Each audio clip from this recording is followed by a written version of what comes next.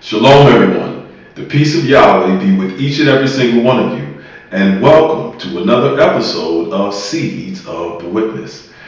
So, we are picking back up on the subject that we left off on last program, where we were speaking about the things that presently are, the things that are presently in motion. And of course, we were referring to the writings of the greatest prophet to ever walk and to ever exist among men. Not to say that there haven't been other great prophets as well, but the greatest, which is Yahshua Messiah, and the information that he gave concerning what will be taking place in this present time period, which is the last days, or the time period of the end, the time period that contains the end. So we were looking at the book of Matthew, where he had answered that question concerning the end and the things that would be present during that time, and answering his disciples who became the apostles who had inquiries concerning it. So we were looking at verse 3 in Matthew chapter 24. I almost got to set the clock again, but I'm going to remember this time.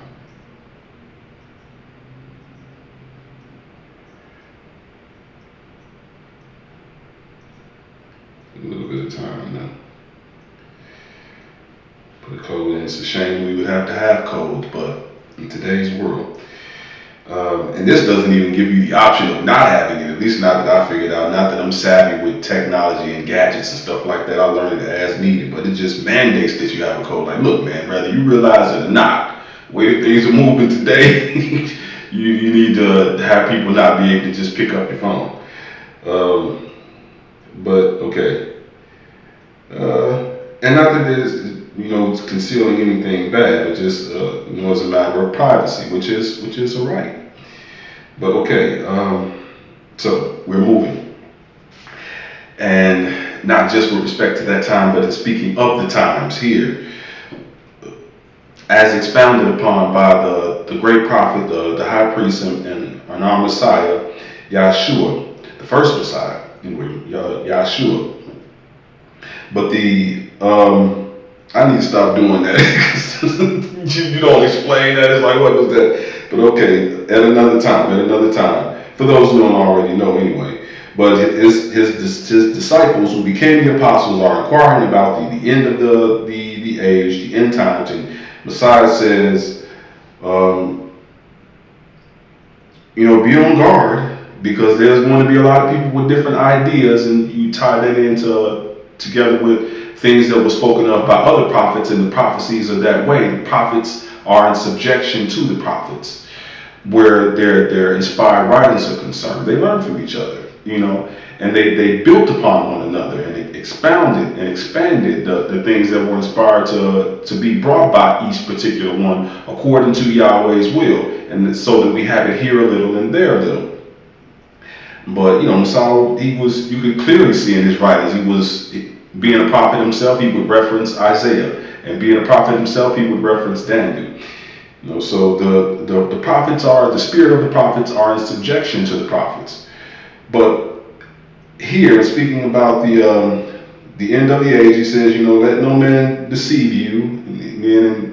In the writings of other prophets, like Jeremiah, for example, he gave insight concerning how this deception was coming about in a number of different cases. It was stuff that people were dreaming up in their own minds because of the desire to mislead people deliberately and intentionally, to get people off the right path, being representatives of another way, that other way, and all of the various forms that it takes. And then in some cases, not even that, just, illegal lust. People desiring to have that office and to be able to do that particular thing of prophesying, and it not being for them, it not being given to them by Father Yahweh. Every man is called according to his own order, and not everybody is a prophet. Not everybody is called to be a prophet or called to be an inspired teacher, a very, very strong teacher, a leader among teachers. So he says that in verse 4, be on guard so that no one deceives you. And then, for the sake of time, just getting on here to verse 14, which is where we were. It says, "This is what you can expect. This is what will be present, and what will be in motion. The events that you can look for in the end times, the time of the end." It says, "And this message of the kingdom will be preached in all the world by the one who bears witness to all nations, and then the end will come." But this is the 10th edition of the Book of Yahweh. There's an 11th edition to come, in which will have more volumes when it does appear. But the translation that one is more than likely to see, which is more accurate at that time for verse 14, is, "And this joyous message," this is the way that it's translated presently, the updated translation. Not a second reading, but the updated translation. "And this joyous message of the kingdom of Yahweh shall be preached in all the world from the house of Yahweh at Abel by the witness Israel, for Yahweh will be with them. He will preach this message to all nations," and then, speaking about sequence, "and then the end will come." So we are tied there, of course, with the book of Revelations, which speaks about this very same thing, the work of the witnesses. And then, of course, it was all consolidated under the one witness after his brother went to rest. The witness that was prophesied, that was anointed and appointed to take the message to all nations there following, was the witness Israel. And we went through that information in the book of Isaiah. For anyone who has not seen the episodes prior to this, I would recommend you go back and peruse all of them, study all of them, because all of the information ties together. And of course, we can't reiterate and rehearse every point, every episode, and also be able to progress through all of the various points that we need to cover. But now, okay, so it says here in verse 7 that after speaking about the two witnesses, and whenever they will have finished the evidence written about them, completely performing their testimony concerning future events. And Messiah was giving us, one of those events that we could look forward to, that would let us know about the time of the end, the last days, the time of the end, the time wherein the end is contained. When we can look forward to be there. There are other things that were spoken about the witness as well, but that particular point, he gives us the end thing. And it says, after they have fulfilled those future events, and as we spoke of before, this is the 10th edition, 11th edition coming. A person understands as much about the book of Yahweh in general, including the book of Revelations, as Father Yahweh wills and allows. And while a person could look at verse 7 and obviously see that there's some work that needs to be done, what we can definitely get out of that is that after they have performed all of the things that have been prophesied concerning them, the witness will lift his hands and proclaim that it will be for times, and the dividing of time, all of these different clothing, linen, all of these particular things, message preached to all of the world. After that has taken place, they will go to sleep. They will go to rest. And of course, that's exactly what took place. And so, while I would definitely want to take it a little bit slower and incorporate all of the details related to it to provide a more comprehensive understanding, and Yahweh willing, sometime in the future, let us at least establish that in terms of the present, the message is now that has taken place. The witness has fulfilled all of the things that were spoken about him, and he has now gone to rest. And now the end can come, according to prophecy. That's the next thing. The end can now come. The witness has come, and he's done all of the things, bringing across the 7-year treaty, clothed in linen, all of these different things that were prophesied concerning them once more, bringing out the information concerning the temple and the divisions and all of these various things that he was prophesied of. Now that he's done that and he's gone to rest, Messiah says then the next thing in the sequence is the end. The witnesses have come. They've gone to rest, and now the time of the end has begun. Announced, in fact, by the witness, the last witness, prior to his going to rest, in so much as that end is the 7 last plagues. So that it could be said, this message will be preached in all of the world, and then the 7 last plagues, which will bring a conclusion to the governments of this world, and also another event that goes along with that, tying in once more the spirit of the prophets is in subjection to the prophets. And there's a lot of different things that go into a subject. Rarely does anything, if ever, anything stand on its own. There are a number of different events all tied into a number of different events. So the two works are proceeding together. For those who are aware of that, for those who aren't, sorry, that's kind of a little bit of a quantum leap, forward. But for those who had the privilege and the honor of sitting at the feet of the prophet who was sent, the one who was sent to witness, the great priest, the great Kohan, Yisrael Abel Hawkins, and you probably can recall when he brought that information out. So the two works are proceeding together. So yes, you have in one aspect, one facet, a work that's coming to an end, in so much as a priesthood is coming to its conclusion, the last one's being selected. But then at the same time, what they're going to be governing is the earth, and what takes place at the same time that comes to completion. And it's the most important part of this thing, by the way, is the end of the governments of the world, which is brought about by the 7 last plagues. So the two are proceeding together. They're not in opposition to one another.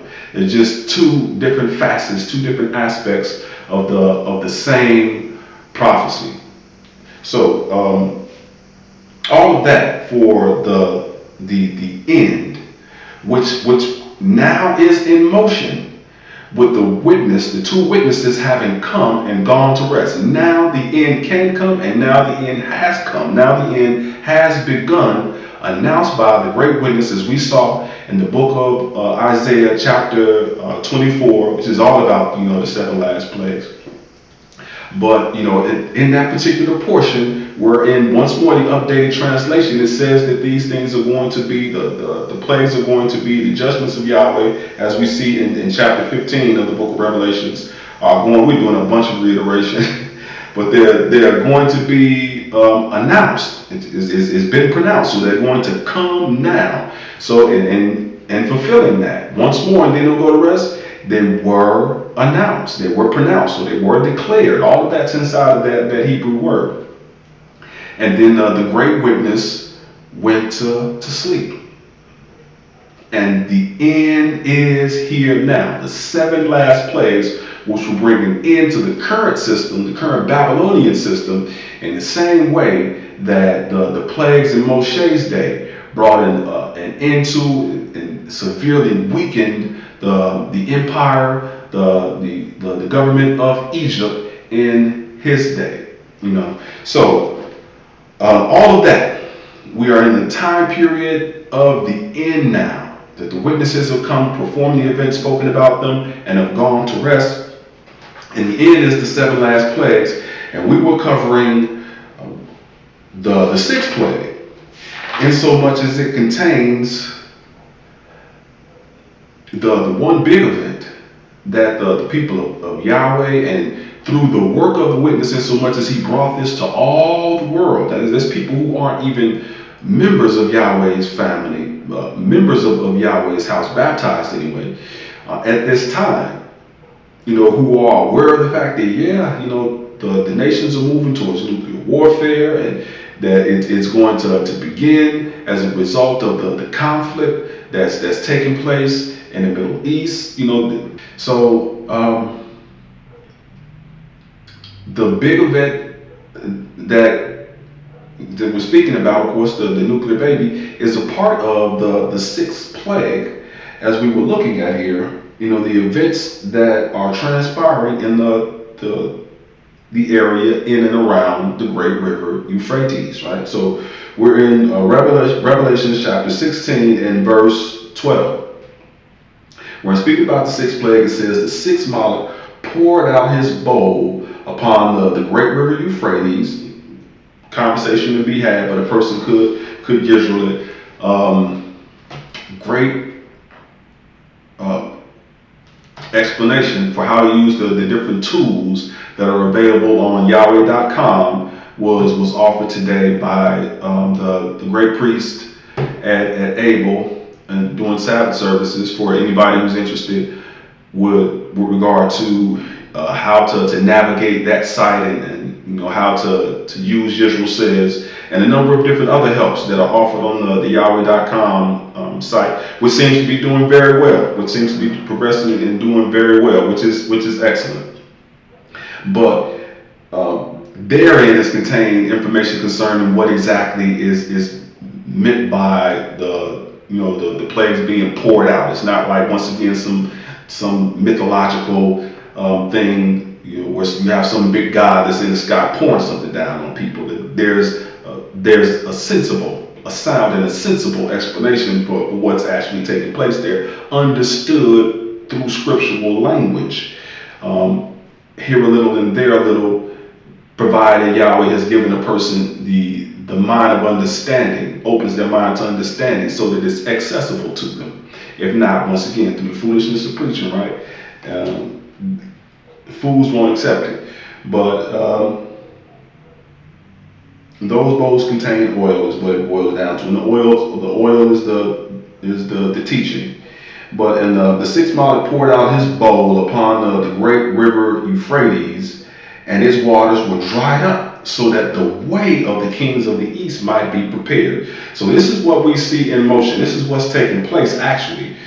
We spoke about it, how there's two sides of it. Is something literally taking place with regard to the Euphrates to dry up? Absolutely. And that's a part of the seven last plagues as well, and spoken of, throughout scripture, the different things that are taking place with regard to the environment that are bringing about the disappearance, not just of the Euphrates, but lakes and rivers all over the place are drying up as a result of us not showing the due care and concern, the due aha and love to the environment that we should, based on the fact that it's there to sustain us. If nothing else, showing respect for people's property. It belongs to Yahweh. It's been given to us in custodianship to govern. But somebody gives you something, how should you treat it? But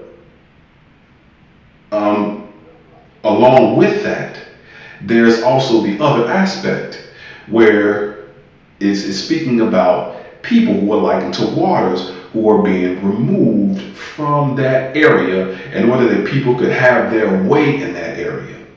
So people can do what they want to, so they can set up what they want to set up in that area. Speaking about the kings of the east, those who are following the way of Cain. So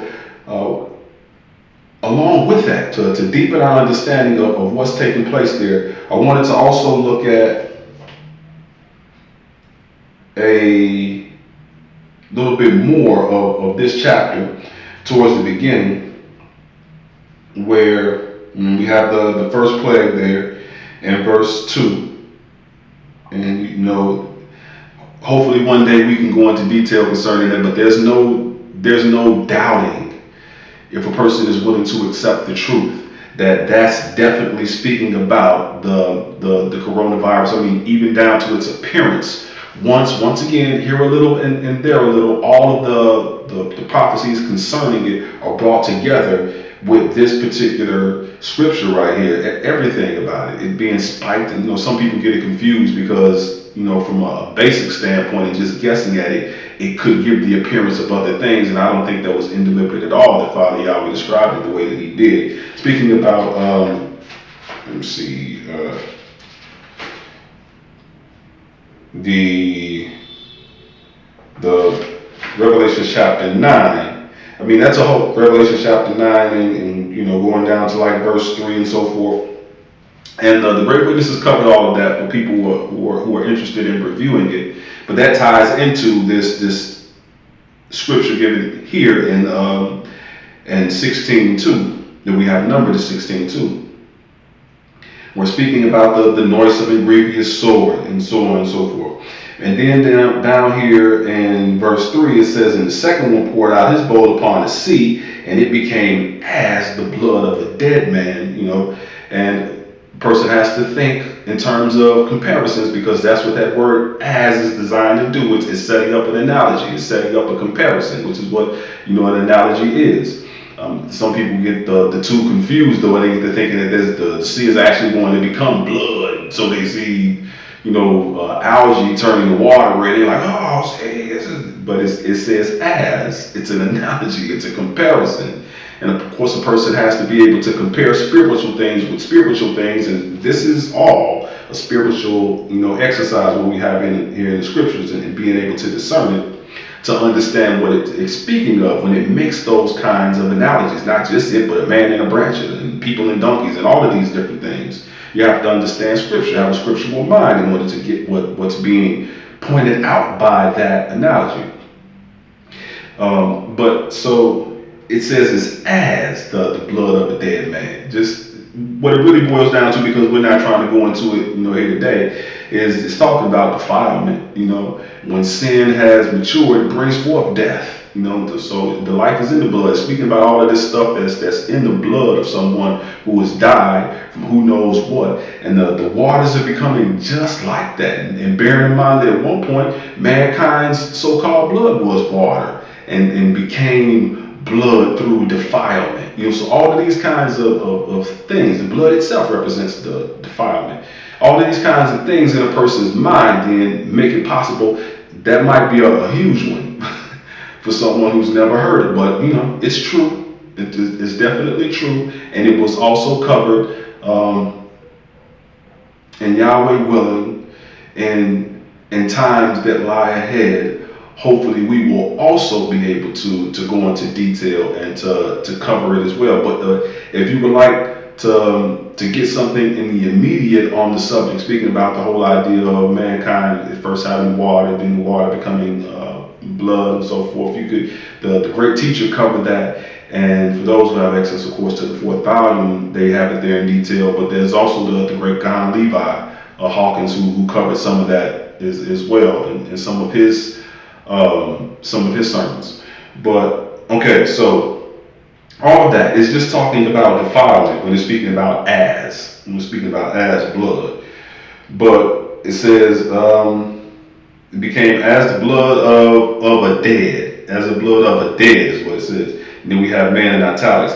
And many living things in the sea died. It has there all, but that's not true either. You can look up the word, and yeah, one of them is all, but the earth is not going to become uninhabitable in so much as like something like that is going to take place, where all of the life in the ocean is going to be gone. It's going to become uninhabitable in so much as the nuclear destruction is going to remove a large portion of humanity, and we won't be able to exist on the planet. But there's still going to be microorganisms and stuff, here on the earth after they've done their damage. So what it's speaking about is, if you look into that word, all manner of life is going to be killed in the sea. And another way that it has it is, all categories. Like people, there's just going to be all kinds of things dying in the sea as a result of defilement.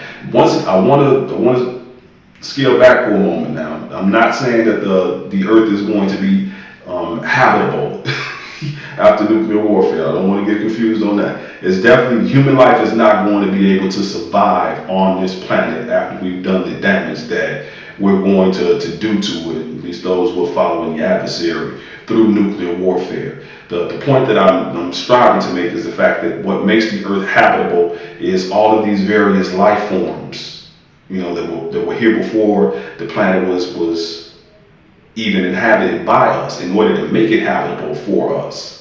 And there's all kinds of articles now that are coming out that reveal the fact that we're getting disconnected from that understanding and that knowledge, which is why I'm big on teaching environment. People have developed a complete and total lack of concern for it because they don't realize the value of it. It is no you without it. So my point is just simply to say that there's going to be enough left over, enough microorganisms and enough, life forms and so on and so forth for this thing to be renewed and to be redone, and for the earth to be brought back to its original prosperity and luxuriousness. Is the point that I'm making. Everything is not going to die in the sea, which has many microorganisms in it. Everything is not going to die. But all manner of things are going to be dying in the sea as a result of defilement. And that's what we're speaking about here with the second plague. But, subject for another day. What I wanted to get down to was, let's see here. And speaking about this blood again, it says, well, let's just read the third plague. It says, "And the third monarch poured out his bowl upon the rivers and the fountains of water, and they became blood." But remember, we have to bear in mind that all this was divided into chapter and verse, right? And so it's important as one is reading, you can't always. It isn't always that. Sometimes there's other things that lead to an understanding of other things. But it's important in any regard, with regard to whatever a person is reading, to keep your subject in mind and to keep the various points in mind as a lesson progresses. So we see up here that this defilement, once again, it's the blood that it's talking about is, it's being likened to, the blood of a dead man. So it's just speaking about defilement, like we saw up here in verse 3 is the point that I'm making. It's important to hold that point in mind so that when we get to here in verse 4, a person isn't thinking once more that people are going to be, going to the sink and getting cups of blood or something like that. It's speaking about defilement. It's speaking about contamination. It's speaking about impurities. The reason why people got to go to a tap as it is, and either a person wouldn't dare or they got something attached to it to try to deal with it, But it says, "And the fifth monarch poured out his bowl upon the rivers and the fountains of the waters, and they became, they became as the blood of a dead man too." And it says, "And I heard the monarch of the waters say, 'You are righteous, O Yahweh.'" You see how it's to be able to understand it, because the monarch of the waters. So is there some? Who is it? Like the guy is supposed to be the god of the Aquariuses, the Aquarian guy. I don't know, the Aquarians. I don't care, whatever. Is this guy Poison Ivy or something like that? Oh no, the god of the waters with his big fork. That's announcing all of this. It's not what it's talking about. The waters, the messenger, of the people of the waters. He says, "You are righteous, O Yahweh, who is and was and will be, because you judge this way. For they have shed the blood of saints and prophets, so you have given them blood to drink, such as their due." You have given them blood to drink, such as their due. And it makes you think about scriptures where it says, if you're not keeping the laws of Yahweh, you don't know Yahweh. You just, And in that ignorance, people could tell you anything. And people could dupe you and deceive you into anything. You could be, beguiled into accepting anything concerning Yahweh. But for those who know Yahweh, and more than anything, his laws show us of him. It shows us his character. So Yahweh will give somebody blood to drink? Not if you know Yahweh, he doesn't sin, nor does he tempt anyone to sin, he said. Okay, so then, one, something is off there if you know Yahweh. And the question is, okay, so what is it talking about then? So what's going on? Because of course Yahweh would never give someone blood to drink. But if you look at verse, turn over to Revelation chapter 18. And I guess we can start at verse 2. Well, no, let's start at the top, because it shows, what we were looking at verse 24. It shows the fulfillment of that. where this message is being taken out to all the world by the one who was appointed to bear witness. And it says, after these things I saw a Moloch coming down from heaven, having great authority. Number three, before this is all over with, there's Yahweh, and to the right there's Yahshua, and to the left there's Israel. Having great authority, and the earth, the entire earth. Remember in chapter 24 and verse 14, the message is taken out to all the nations, to all the world. And then, the next that comes in that sequence is the end, which is the seven last plagues. But after these things, I saw a Moloch come down from heaven, having great authority, and the earth, the whole earth, was enlightened with his glory. And he cried mightily with a strong voice, saying, Babylon is fallen, is fallen. He did that too. And has become the habitation of demons, and the hold of every foul spirit, and the cage of every unclean and hateful bird. All of that can be explained. For all nations have drunk. Think about here, once again, in verse 6, 16 verse 6. So you have given them blood to drink. For all nations have drunk of the wine of the wrath of her fornication, and the kings of the earth have committed fornication with her, and the merchants of the earth have grown rich through the abundance of her delicacies, so on and so forth. Skipping down for the sake of time, you get to verse 6, and it says, and this is where I wanted to get to, render to her just as she rendered to you, and repay her double according to her works. And this is all speaking about her getting caught up in the plagues itself, and in particular the last one, which is the all-out nuclear exchange, which will also reach Rome. But it says, in the cup which she has mixed for her double. So this wine is what I wanted to get to. There's the cup, and in this cup is contained the wine, which the color of wine.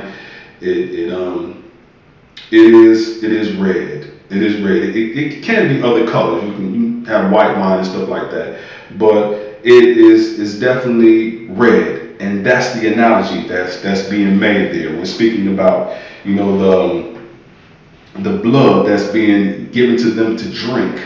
It's analogously speaking of this wine that's in this cup that they're drinking out of.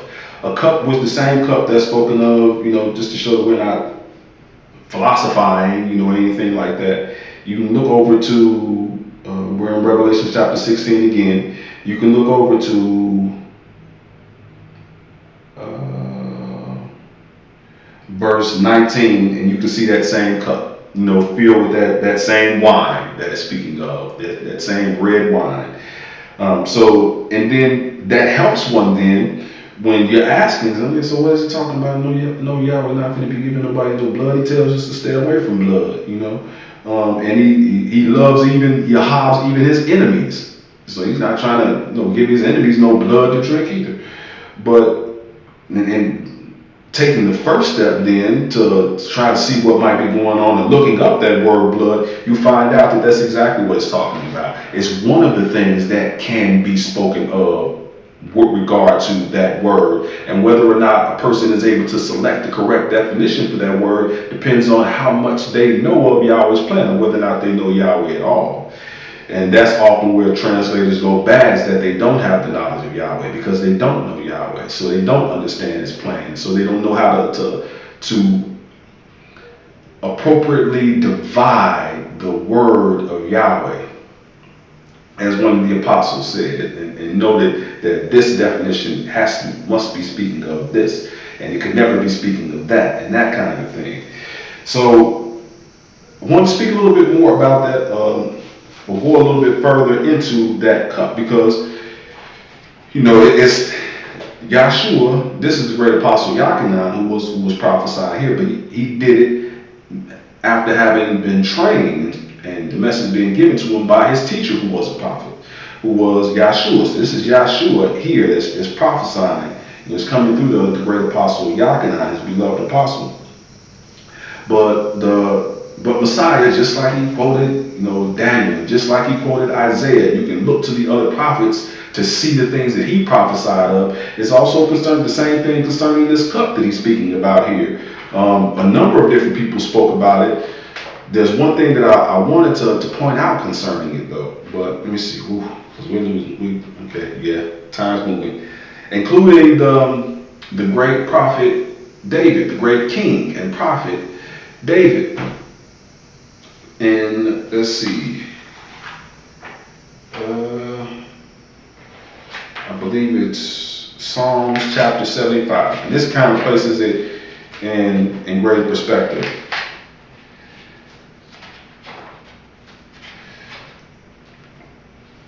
And all of this once more, we're still talking about the 7 last plagues, which are contained in that cup. But okay, let's see. 75. And let's start at verse 8. Speaking about this same cup, it says, "For in the hand of Yahweh is a cup, and with the foaming of wine of Yahweh's wrath." It's not Yahweh's wrath, as we just seen before. And this is one of those things, once again, having to do with translating. There was some indeliberate things taking place. In some cases, it wasn't indeliberate. It was inspired, and it was very deliberate, in order to try to place the blame for all of this thing upon Father Yahweh, so that you see the people who are prophesied to be deceived even in the prophecies of Yahweh for the end time, the time period of the 7 last plagues, blaming Father Yahweh for what it is that they're suffering, because of things like this that attribute these plagues as coming from him. This wrath is coming from him, when really it's the people bringing it upon themselves. And if there's an agency that to be identified, it's not the agency, it's not the organization, it's not the tree of righteousness, that it is Yahweh, that can be fingered for what's coming about. But it says, "For in the hand of Yahweh is a cup, and with the foaming wine of Yahweh's wrath is their wrath," as we've seen before, the wine of their wrath. "The cup is filled." It's filled with these 7 last judgments mixed with spices. It says, from this he pours it out, like we saw the 7 judgments being poured out, "and all the wicked of the earth will drink it." Everybody, all nations, as we'll see later on. We won't get to it this episode, I don't believe. But we'll pick up on the same thing next episode, probably at this point, and show how there's a number of different prophets who spoke about this cup. This cup wherein is contained the 7 last plagues, which contains much. The great prophet Kesha, for example, when he was speaking about it, he said it contains much. It contains a bunch. It contains the 7 last plagues, which represent the completion of Yahweh's judgment, as it shows in chapter 15 in the book of Revelations. But it says, "From this he pours it out, and all the wicked of the earth drink it down to the very dregs." Now, speaking once more about the fact that the word is being purified. Each man after his own order. Not everybody has the same abilities. Hopefully, when things work together well, peacefully, the eye is able to be an eye and the ear is able to be an ear without any envy and jealousy and the conflict, the strife that comes about as a result of that. But the word is still in the process of being purified. Not that it doesn't already exist in pure form. It does. The book of Yahweh exists in heaven with Father Yahweh. We can look in the book of Revelations and see that Yahshua has a book of Yahweh, and you can rest assured, there are no imperfections in theirs. So what we're speaking about is what has been allowed to man at this particular time, in so much as the book of Yahweh was originally inspired to be written in another language. That language is Hebrew, which was the first language. Coming off of that, you had what's now referred to as Egypt. You had the Egyptian tongue. As some lexicographers have pointed out, they think that the Egyptian tongue is the oldest tongue, but it's not true. The oldest tongue is the Hebrew tongue. And the Egyptians, of course, the follow-away Egyptians in developing and changing things, changing the language. They came up with the Egyptian tongue, and which is why it's such a large correlation between them, enough that very, very, very talented and deeply learned lexicographers like Olivet, for example, have pointed that out. But subject for another day. The point is that I was simply making concerning it is that there's still yet work being done and Yahweh's own timing with regard to getting things to their absolute pure state concerning the word of Yahweh, which is a matter of permission and understanding that comes about as a result of that permission, and more accurate and more clear translations of the Hebrew as a result of that, because this was all prophesied to be brought in another tongue, and it is, even today. So my point, though, in saying all of that is sometimes the King James got it, they get it right. they got it right, and the great teacher would even say that himself. Like, okay, I don't, King James, I prefer the King James on this.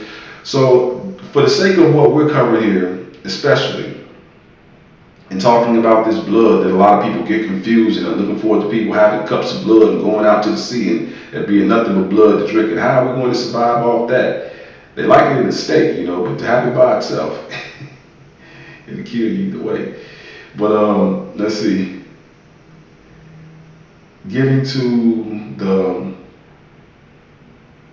the Book of Psalms here in the King James. I got it on my computer.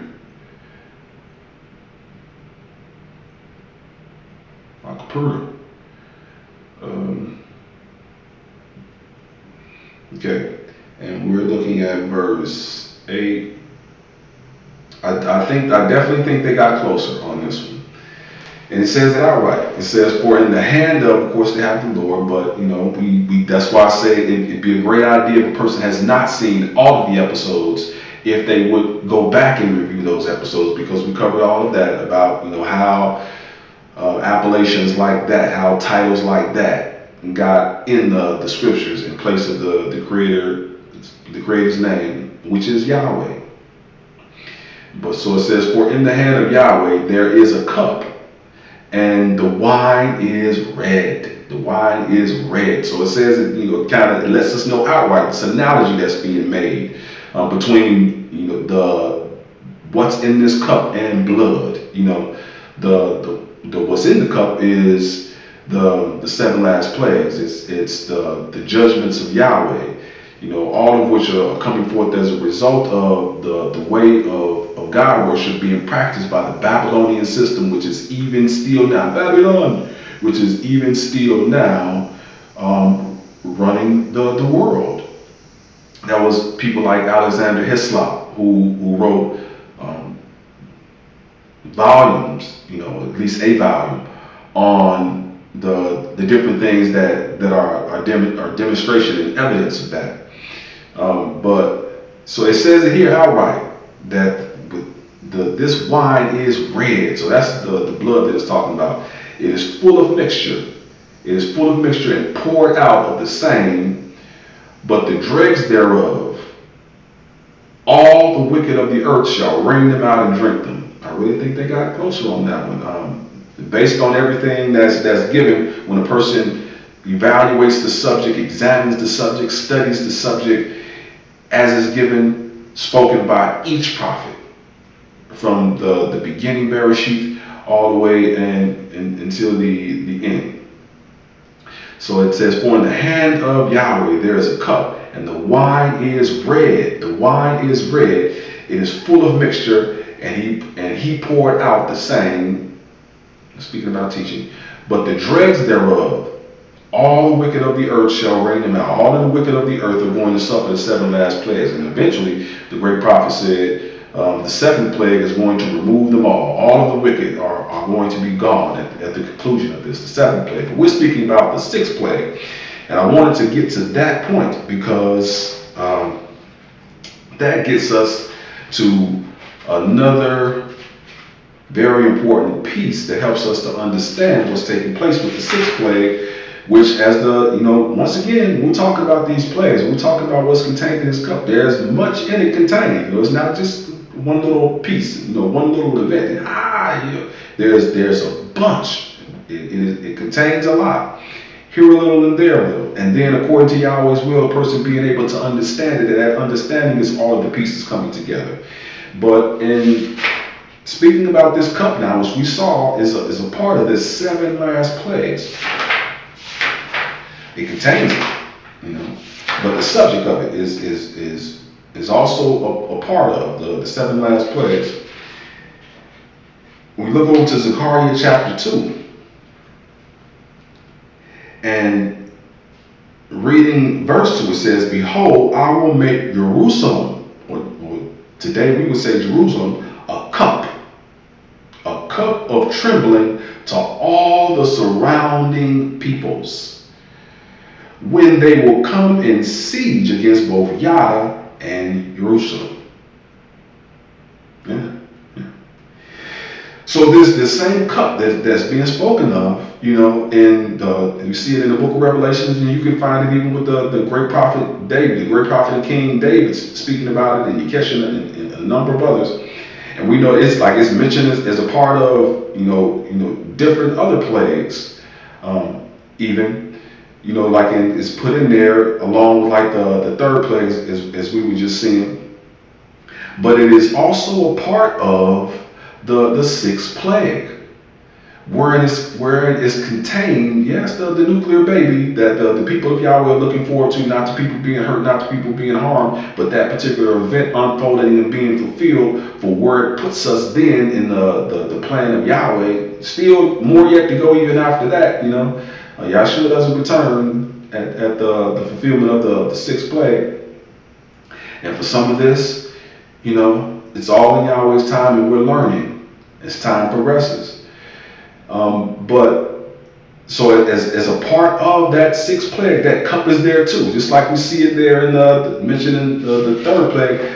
As a part of the 6th plague, this activity that's taking place in and around the great river Euphrates, which is being driven by Israel, because the whole objective of what's occurring in there, what they're trying to set up, as we covered earlier, as was revealed by Kissinger, and they try to make it out like it was, some spoofish nonsense, somebody with a joke. But the fact that it's unfolding just as it was laid out there is evidence that what was being spoken of was truthful there. They want Israel to be half of the Middle East, and Israel itself is, speaking about greatly expanding its borders. So this is what the way. They're doing this to have their way. This is what they want to have be the case in that area, what they're trying to work to do. It's to have Israel be greatly expanded over to the great river Euphrates, and Israel says all the way back to the beginning, which is the Nile Valley. So we were speaking about, I was just going to go back to Revelations to look at it, but just as it's mentioned that here in once again the 3rd plague, where the cup is given, a person would have to have all of them, other details to see that, all of them are coming out of that cup, and including the 6th plague. And speaking with regard to this 6th plague, it says Jerusalem, just speaking about that Euphrates region, Jerusalem is going to be a cup of trembling to all of the surrounding peoples when they will be in siege against both Yada and Jerusalem. So there's not much time to read a bunch of articles, but I wanted to read an article about that, because this is, of course, exactly what we see taking place. Those who now have Jerusalem as their capital, right, as a result of the decision made by the current standing president during his 2nd term. During his 1st term, he made the decision that allowed it, and that started the last 3.5 years. The last 3.5 years have now passed. Oslo is gone and dead, as they well know. It's saying in articles. And Jerusalem, the Israel is what it's speaking about. If a person reads verse 1, it says the prophecy of doom. This is Zechariah. It would be Zechariah in the King James version. The prophecy of doom of the word of Yahweh for Israel.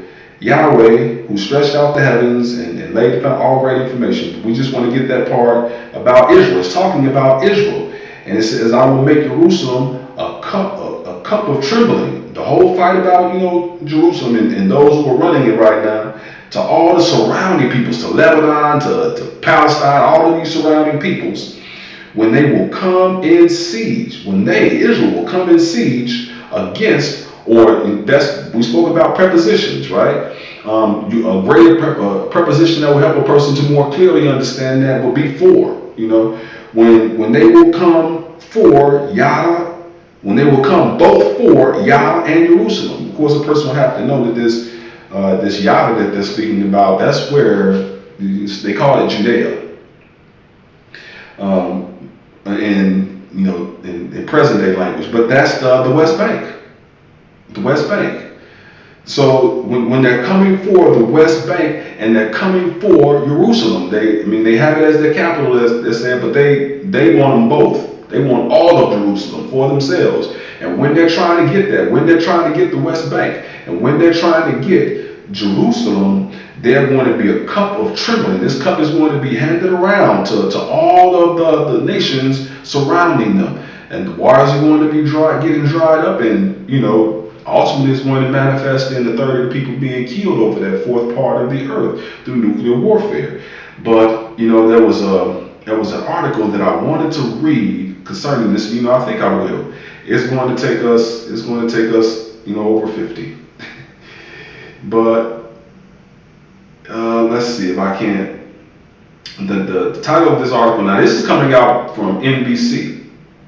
NBC now, not a lot of people, overseas news. You're listening to the stuff coming from the enemy, reading the article coming from them Arabs. Okay, well, this is the Peacock people, right? This is NBC. This is American news, and the title of this is Greater Israel. This is how widely accepted it is today. When the great teacher first brought that information out, people thought he was crazy. And he was making stuff up. He was putting his own spin on things. But now today, it's just like the nuclear bomb. It's conversation all day now about the looming nuclear warfare that's coming. Not the possibility of it, but that is coming. It's just a question of when. Same thing with Greater Israel now. NBC's writing on Greater Israel or Palestinian capital. Tiny strip of land could divide the West Bank, which is Yada or Judea, is what they say. And that's given here in this article. Let's see. We are way over. But let's read. Some classes go as long as 60 minutes. But it says, and the great teacher was known at his height, when he was really bringing the message to all nations and in full force. Not to say that he ever debated anything, but you know where I'm coming from. It was like an hour and a half sometimes he would go. But it says the sun's starched strip of sand and brush doesn't look like much, but if you squint, you can almost glimpse the dreamscape of a future Palestinian capital. It says, these sparse lands mean that we can build our parliament, we can build our future institutions. Khalid Tafouki, a Palestinian expert on geography and settlement expansion, told NBC News earlier this month as he gestured across the controversial East 1 or East 2 section of the occupied West Bank. And I just wanted to read this because it shows what's taking place here. They are trying to siege, to take all of Jerusalem and to take all of Yada. Israel is, just like this prophecy is speaking of. And all the nations around them are drinking of this cup as they're doing so. Wherein is contained much, in that cup. The drying up, which we'll get into here and hopefully in a little while next episode, and also once again, they're going to nuke people. But just getting down to it, speaking about this zone that's controversial, the E1 zone, we're not going to be able to get it all in. Well, I want to get this one in, where they say that it just lets you know that this is all taking place according to plan. But it says, if it's a bit much, watch it in parts. Okay? What it says, so when Israeli authorities approved the development of 3,400 homes last week, that's right, ultranationalist lawmakers celebrated what they saw as the death knell for a nascent Palestinian state. Nascent just means beginning, and early emerging. A nascent Palestinian state and an acceleration of plans. So all of this is planned. And once again, Kissinger gave those plans a long time ago. You know what was going to take place, and that Israel would be used. But once again, Israel is just being used. It's really they're being made a garrison. It's not like they're doing something in and of themselves. They're going to be somebody's boy. They are somebody's boy, and they're going to do the bidding of those who are really running the show, or else. But they are. But it's not going to work out the way that they're promising them anyway. You know, that they'll be the major power in that region, and you know, you just do what we tell you to do, and you'll be all right. And they'll be because this is a war of ideals. Them having their way, them establishing their way over in that area. It's another conversation that we get into. Is it's a war of beliefs. It's religion against religion. And you can go to Israel today, and pretty soon in a couple months, they'll be celebrating Christmas. But anyway, getting back to what we're covering here, and quickly, it says the E1 plan, this has all been planned, was initiated 3 decades ago, and it was always blocked due to American pressure, said Lior Amani, the executive director of Peace Now, an Israeli advocacy organization. Now under Trump, they're approving it. So certainly the lack of American resistance enabled the Israeli government to approve it. Speaking about this effort to take land in Judea, to take Yahweh, or to take Judea. But it says the White House did not return a request for comment from NBC about the E-development project. Upon retaking office, Trump lifted Biden-era sanctions on Israeli settlers who had been implicated in repeated violence against Palestinians in the West Bank, seizing it. The West Bank, once again, is Yahweh. They're speaking about Yahweh. We're speaking about Judea, and they're seizing it. So the violence against Palestinians in the West Bank, or in Yahweh. In the first term, he moved the U.S. Embassy to Jerusalem and recognized all of the city as Israel's capital, when they will also be taking Jerusalem. Be in Jerusalem, but taking, more of Jerusalem, or all of Jerusalem. In his first term, he moved the U.S. Embassy to Jerusalem and recognized all the city as Israel's capital. Most countries consider East Jerusalem to be occupied territory and do not recognize Israeli sovereignty. Israel, which captured East Jerusalem, including the Old City from Jordan in the 1967 Middle East War, deems it as its eternal, indivisible capital. So far this year, there's a bunch right there, but I just wanted to get to this one point because we need to close. Even as the E1 plan, once again, this has all been planned for decades. Even as the E1 plan slogged through decades of bureaucratic and diplomatic obstacles, Israeli officials prepared the land so that the way of the kings of the East might be prepared. Israeli officials prepared the land some of their countrymen refer to as Judea and Samaria, using the biblical terms with a clear intention to develop it, right? So, just closing, the cup, the cup, where is contained much, where is contained the 7 last plagues. The 3rd plague where it's mentioned, yes, the 7th plague where it's mentioned, but here a little and there a little, all of the plagues as we've seen in the prophet David's writings, but also this 6th plague, the activities that are taking place in and around the great river Euphrates. All right, so that's going to have to bring us to an end for this show. Thanks everybody for tuning in. Have a peaceful week, and join us next time for more Seeds of the Witness.